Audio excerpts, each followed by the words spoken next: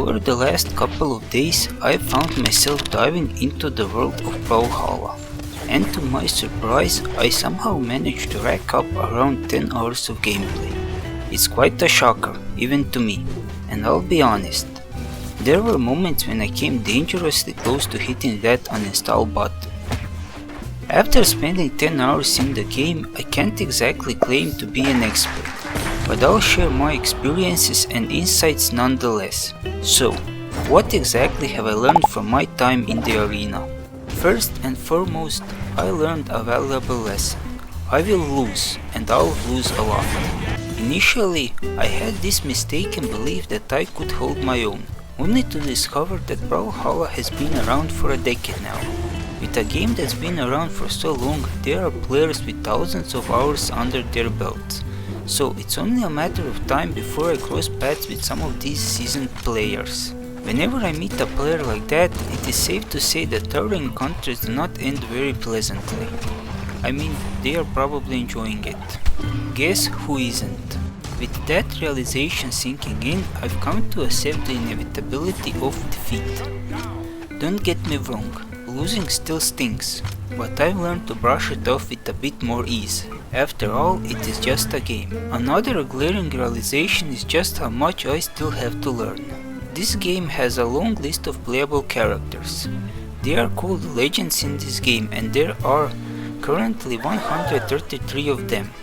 I had to count multiple times to make sure I am right, and I'm still not sure. By the way, why the hell are Ninja Turtles in this game? Seriously, the diversity in this game is really on another level. There are characters from everywhere. Taking into account sheer number of legends, in almost every round I encounter someone new, and every legend has different movesets. Even when two characters wield the same weapon, their attacks can vary significantly. These two, for example, both wield spears, but they have some weapon attacks that are different. With only 10 hours of gameplay under my belt, it is simply impossible to master every nuance of every character. Learning the intricacies of each character's moveset will take time and dedication. For those interested in delving deeper into their chosen character's repertoire, I discovered the wonders of offline mode. It came as quite a surprise to me that the game offered any form of tutorial or practice mode, and I only stumbled upon it after well over 8 hours of gameplay. Little did I know that holding S would unleash a different set of attacks. I also didn't know that holding a button will charge some of your attacks, like weapon throws, for example. This tutorial could have been a great way for me to practice combos and moves before I enter player versus player combat. I won't blame the game too much for my inability to explore on my own, but I kinda wish that first couple matches were practice mode. Armed with this knowledge from the get-go, I could have potentially fared much better in my initial forays into online play. I also wouldn't think about uninstalling. A key lesson I've learned is that mindlessly mashing buttons won't cut it in BRAWLHALLA. This game demands precision in movement and aiming. Each weapon boasts different reach, combos and playstyles. Sometimes when it seems obvious that a weapon will hit your target, it probably won't. Considering the amount of legends in this game and how each one handles his or her weapons, mastering them requires a steady hand and a calm approach. Controlled aggression tends to yield better results than blind fury.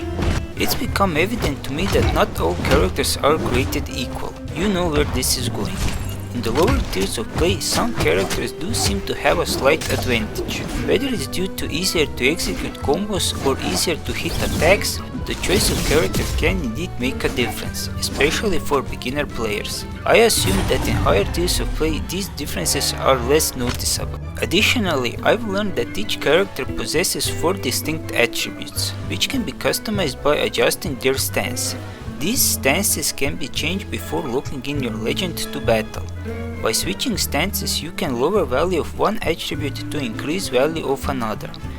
Here you can also change color, assistant, some other things and weapon looks. For this weapon look thingy, I am not entirely sure are you changing your weapon or just how weapon looks like, so I can't say if this will affect your gameplay other than visuals. Now, Me being the impulsive individual that I am, I dove headfirst into ranked play without much in the way of skill or experience. Not exactly the smartest move, I know. Needless to say, I found myself firmly entrenched in the depths of bronze, and to be honest, I didn't expect anything more. However, after deciding to stick with a single character, this guy, I noticed a surprising improvement in my matches, even against opponents whom I perceived to be more skilled. I even managed to reasonably increase my elo. It just goes to show that consistency pays off, even in the hectic world of Brawlhalla. At this juncture, I don't have much in the way of advice to offer, except perhaps to exercise patience, embrace the learning process, and resist the urge to rage uninstall after a string of losses. Utilize the offline play mode to your advantage, and with time, I'm confident you'll see improvement. Reflecting on my 10 hours spent in the game, there's not much more to say. I found Brawlhalla to be genuinely compelling, with its engaging gameplay and the ever-present opportunity for improvement. The character pool is vast, and unlocking and mastering each one will take considerable time and effort. As for any downsides, well, they're few and far between.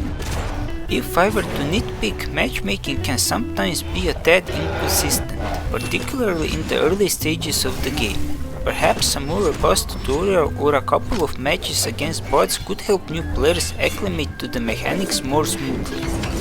With that said, I will leave it at that.